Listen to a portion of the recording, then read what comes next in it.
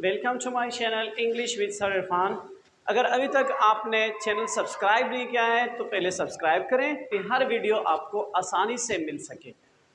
जैसे कि हमने हैज़ और हैव किया था, किसी चीज़ का मलकियत में होना, पास होना, लेकिन वो क्या था, प्रेजेंट की बात थी।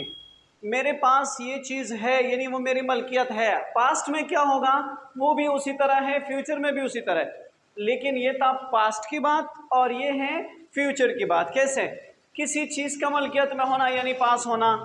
अभी अगर आप हैड इस्तेमाल करते हैं तो वो माजी की बात होगी, और अगर आप विल हैव इस्तेमाल करते हैं तो वो फ्यूचर की बात होगी, मुस्तकबिल की बात होगी। क्योंकि प्रेजेंट के लिए हमने क्या था, हैज और हैव। अब यहाँ पर हैड, तो पास्ट में हम इस्तेमाल करेंगे हैड और फ्यूचर में हम इस्तेमाल करेंगे विल हैव।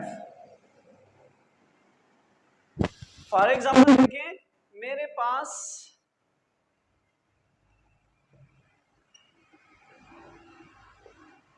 गाड़ी थी, ये हो जाएगा पास्ट में I had a car. I had a car, मेरे पास गाड़ी थी। ओके, फ्यूचर में किस तरह बनेगा देखें। मेरे पास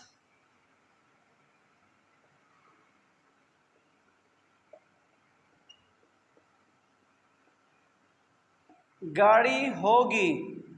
फ्यूचर की हम बात कर रहे हैं, मुस्तकबिल की बात कर रहे हैं। मेरे पास गाड़ी होगी तो वो बन जाएगा I will have a car. यहां पर क्या था, आई हैड अ कार।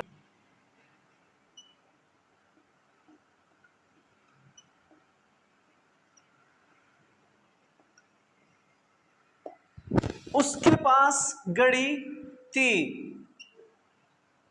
ये माजी की बात हो गई। ती से हमें पता चल रहा है, तो कैसे बनेगा, ही या शी हैड अ वॉच।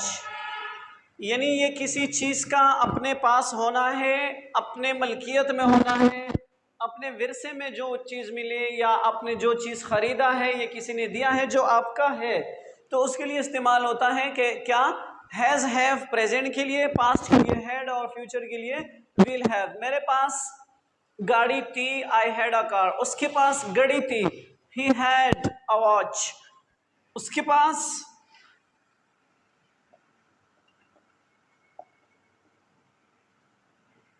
घड़ी होगी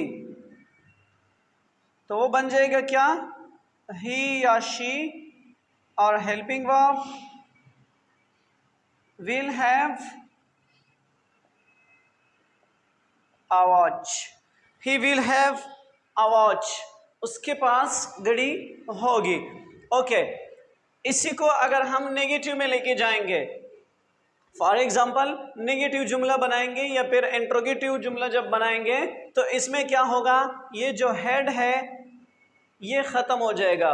वजह क्या है कि ये हैव का सेकंड फॉर्म है। कि नेगेटिव जुमले में किस तरह बनेगा,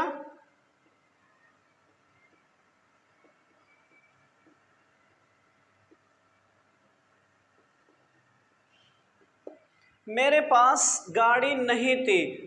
ये हेड जो है ये हैव का सेकंड फॉर्म है, तो हमेशा इसके जो रूल मैंने बता दिए थे कि वो इंडेफिनिट के मुताबिक है। फिर जब हम इसका हेल्पिंग वर्ब लगाएंगे तो सेकंड फॉर्म खत्म हो जाएगा, फर्स्ट फॉर्म लगेगा। किस तरह इसका हम हेल्पिंग वर्ब क्या लगाते हैं, डिड लगाते हैं। तो आप देखें, आई डिड नॉट, फिर हेड बन जाएगा have, first form have a car. I did not have a car. जिस तरीके से मैंने आपको हैज और हैव का बताया था, I don't have a car, मेरे पास गाड़ी नहीं है। यहां पर क्या है, I did not, didn't shortcut है डिड नॉट का, डिडंट।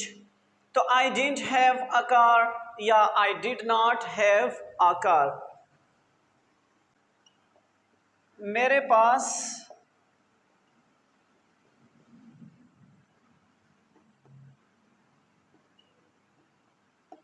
गाड़ी नहीं होगी, मेरे पास गाड़ी नहीं होगी फ्यूचर में, इनकार।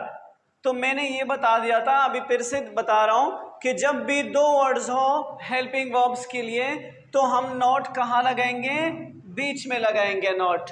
और अगर इसको हम इंट्रोगेटिव बनाएंगे तो ये जो फर्स्ट वर्ड है ये आगे पीछे जाएगा, जबकि दूसरा वर्ड जो होता है वो हमेशा अपनी जगह पर बरकरार होता है। मेरे पास गाड़ी नहीं होगी तो I will not have a car. यहां पर क्या था, आई did not have a car, I will not have a car. Present में क्या होगा, I do not have a car, मेरे पास गाड़ी नहीं है, मेरे पास गाड़ी नहीं थी, मेरे पास गाड़ी नहीं होगी, फ्यूचर की बात। इसी को अगर हम इंट्रोगेटिव करेंगे, फॉर एग्जाम्पल कोई भी जुमला,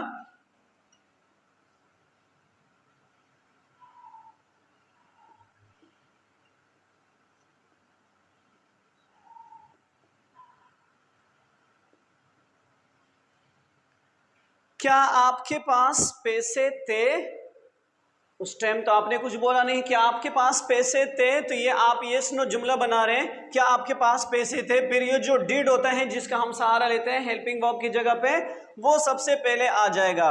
अब देखें, डिड यू, आप, डिड यू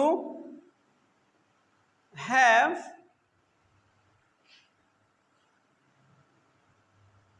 मनी। अगर यहां पे आ जाए कि डू यू हैव मनी, क्या आपके पास पैसे हैं, डिड यू हैव मनी, क्या आपके पास पैसे थे। ओके, इसी को अगर हम इंट्रोगेटिव करेंगे यानी यस नो क्वेश्चन, क्या आपके पास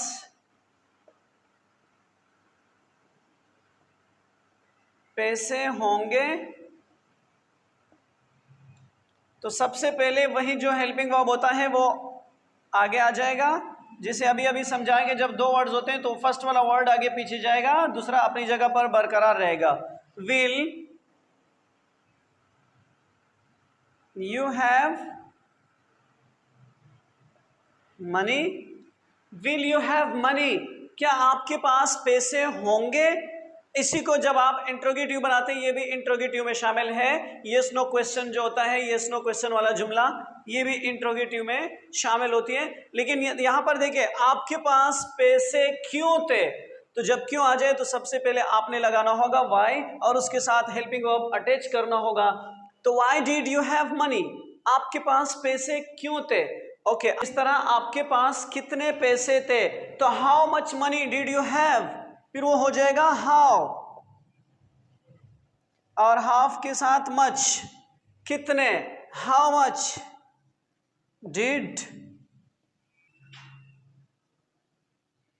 यू हैव मनी, या how much money did you have, फिर भी सही है। ओके, आपके पास कितने पैसे थे। इसी तरह फ्यूचर में भी बिल्कुल उसी तरह बनेगा विल, लेकिन आप कितने के लिए इस्तेमाल करेंगे, हाउ मच,